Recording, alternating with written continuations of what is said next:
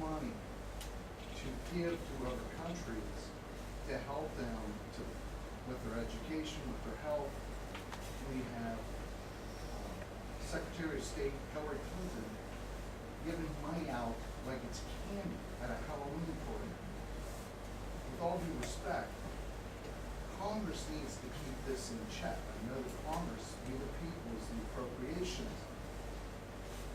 But I can go onto a website and I can look at this, and it's the foreignaid.gov, and you can scroll over the entire geographical map of the world, and you just watch these numbers popping, and it'll blow your mind. And I've been trying to bring that to the attention. I think I brought it to your attention. I know you're busy, you get a million things. But the thing is think about this. Here we are, you take a family or a community or a state or a country, and we're bleeding. We can't put a tourniquet on this thing, but yet we'll borrow money to give to these other countries. I know it doesn't make sense to you. I know you're in the right, but I wanted to bring that up because that's killing us. Federal employees not paying their taxes, that's a drop in the bucket. This money is unbelievable, and some of it's in the billions. And what you'll find out in this geographical area is it's not the Western countries, it's not the freedom countries. Most of all this money is going to countries that cannot stand our guts. So I want to. Why are we doing it? While we're hurting as a nation. So I know that what's the saying? Charity begins at home. Okay? How can we be a charitable nation if we can't even give to our neighbors? That's my feeling on just that issue. When we leave Afghanistan, I get there, who was the ambassador there, another president, told me that we would be giving them $6 to $8 billion as far as the eye can see. It's down from that now. It's about $5 billion. We hope somebody else will kick in a little. And we're doing that because we're rationalizing that a dysfunctional Afghanistan would not be in our national security interest. But also, Europe is bigger collectively than we are. And it wouldn't be an area either, would it? If we need to do this, there needs to be some burden share. It doesn't have to be us. We're still giving $1 billion to Egypt. Some of it's Egypt, some Mexico. Pakistan's big. Pakistan's huge.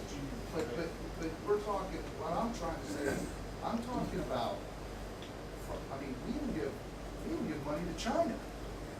I kid you not. Wait. No, but we do. If you look at this, I'm telling you, if you look at this, you will sit back in your chair and be blown away. And it's like, well, who in Congress is aware of this? I know that there are certain people that are aware of this. I understand that there's threats, there's monies that we have to give as support. I understand we have interest that some of them we can't necessarily even talk about. But we know that we have to do. But it's like a gold mine out there. And here's the other kicker. It's every year. They submit a budget. Hey, you know what we want this year? We got $6 billion last year. We want $7 billion. And you see this shopping list. And it has fiscal years 2010. Collectively, we spend so much money. But collectively, it's not a big percentage of the money we spend.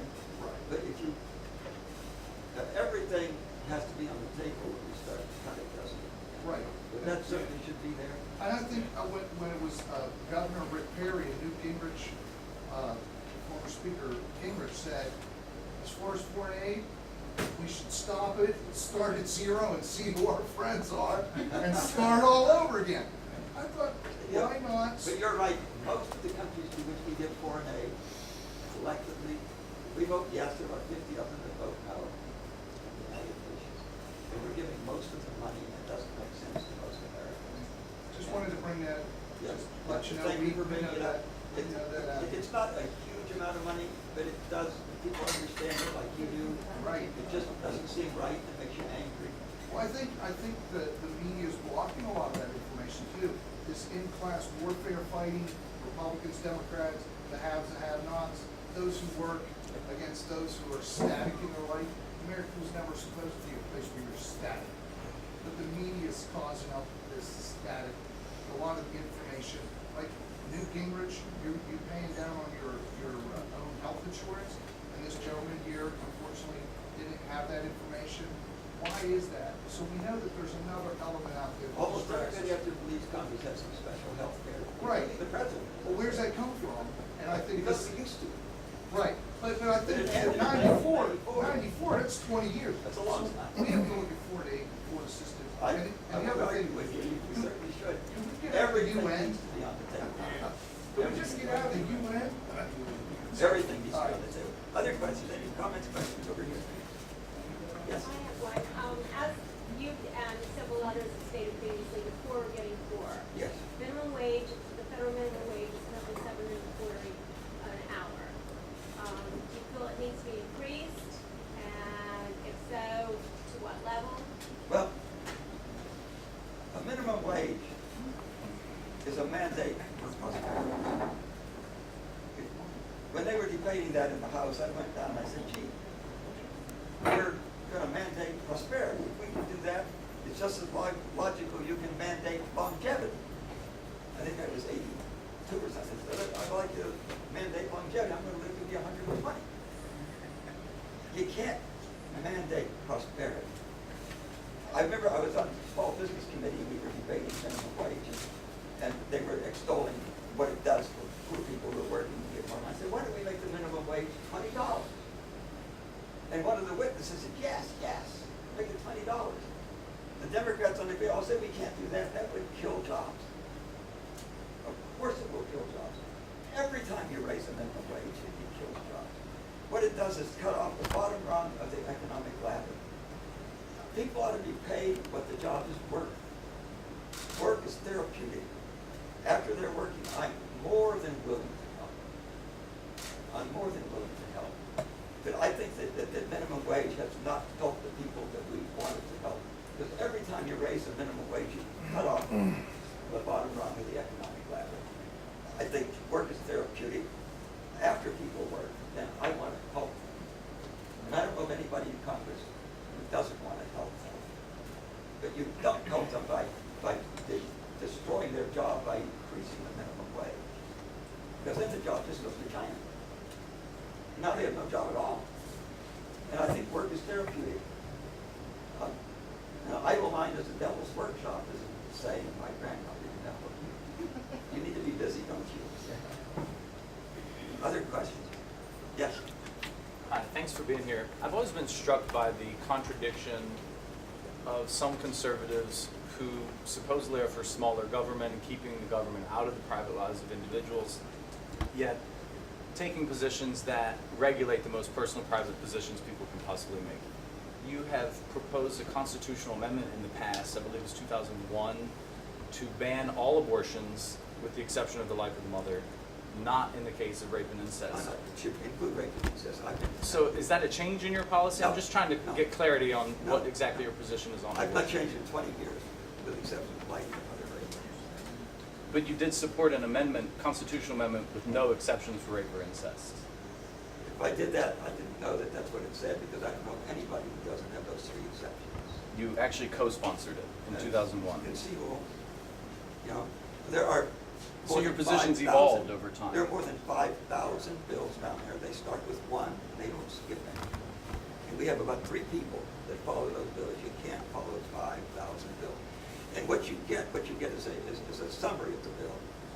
And to date, the summary may not include all the salient points that you would like to know about, but what you get is a summary of the bill.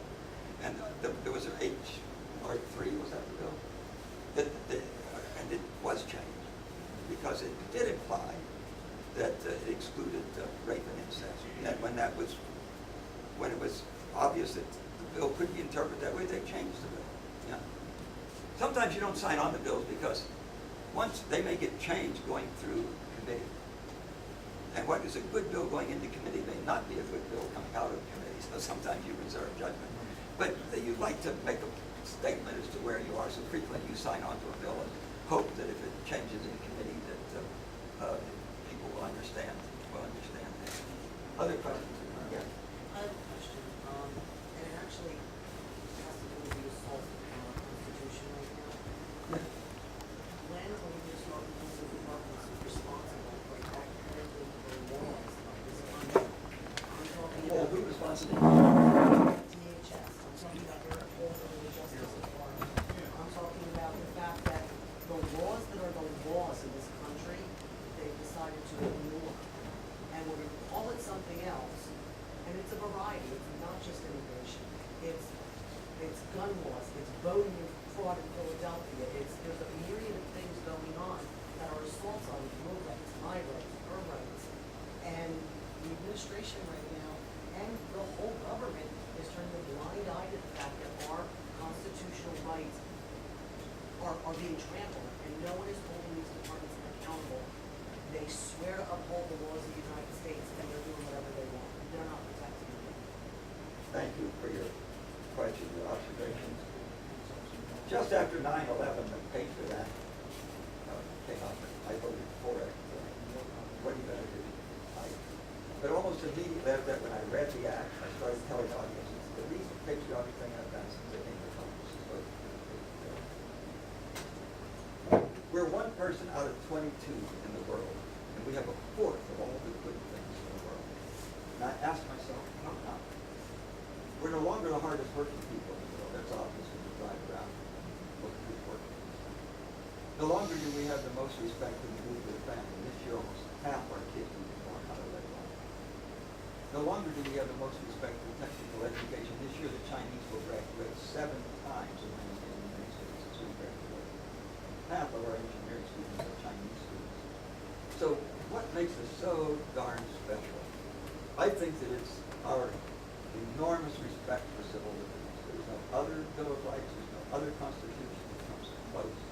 And I think that established a milieu and an environment with creativity and entrepreneurship in the world. I think we put at risk being the world's only premier economic and military power, superpower. We put at risk our civil liberties. And this is a very slippery slope. If you start out with good intentions, I want to know what you're reading in the library. I want to know what books you pick up. I want to know what you buy. I want to be able to monitor you if I think you're suspicious without you knowing it. So I'll go get a wiretap or roving wiretap to monitor you. You know, if you can ignore the Constitution to do what you consider good things to act, tomorrow you can ignore the Constitution to do bad things. You know, more than half of our people in this country. What are we going to do about that? Well, hold your elected officials accountable. More than half of our people in this country are of German descent. How in the heck, I know those people. How could the Holocaust have happened? These are the same German bloodlines that represent the biggest ethnic group in our country today. It's just if you start down a slippery slope, you can end up doing that kind of thing. I don't want to start down that slippery slope, so I'm with you. I do. How are we going to hold them accountable to stop calling it illegal immigration? It's not. You're breaking the law and you're coming into this country.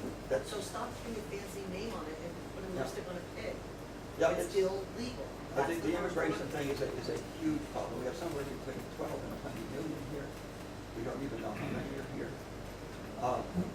If you drill down to people's fundamental deep concern about that, aren't we lucky there aren't 12 million terrorists here?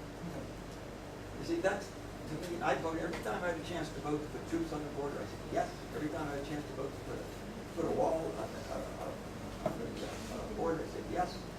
Because we have got to close the border. You know, UPS knows where every one of their packages is at any moment. There you go. Yep. Somehow we ought to be able to know who is legal, who is not legal in this country. And if there were no jobs here, nobody would come here. So there are a lot of things that we need to do. We need to back up. But what do you do with the 12 to 20 million people that are here? And one of the debates, Newt Gingrich had a guy who was been here 25 years. His wife was a member of the PTA. He was a businessman. live in the local chamber of commerce, and he's an illegal immigrant. You've been sent him home after 25 years. His kids are in college. You know, this is a very difficult situation. I absolutely agree, but Janet Napolitano tells her agents, if you arrest someone, you can't hold them, let them go. Don't shoot back at them, don't do this, don't do that. That's not her mission. And when are we gonna hold, when are you and everyone else gonna hold accountable to her? We need to have 1,000 times across the country discussions like this. We need to go back to Washington with some solutions as to what we do with the illegal immigrants.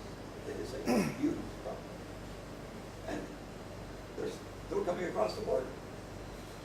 And not only that, drugs are coming across the border. You get down and you see a warehouse full of drugs, and they don't catch them all. There's plenty of drugs available on our streets here, but they don't catch them all. I guess, I just want to up on this, I know you've addressed it. I don't think she's necessarily talking, we know the illegal immigrant. It's those that we put, and we, with the hope and good faith, who have sworn that they owe to the United States to protect this country against foreign domestic. And they're derelict, and they're negligent, and we're looking at Congress and going, Congress, did you see what they're doing? And somebody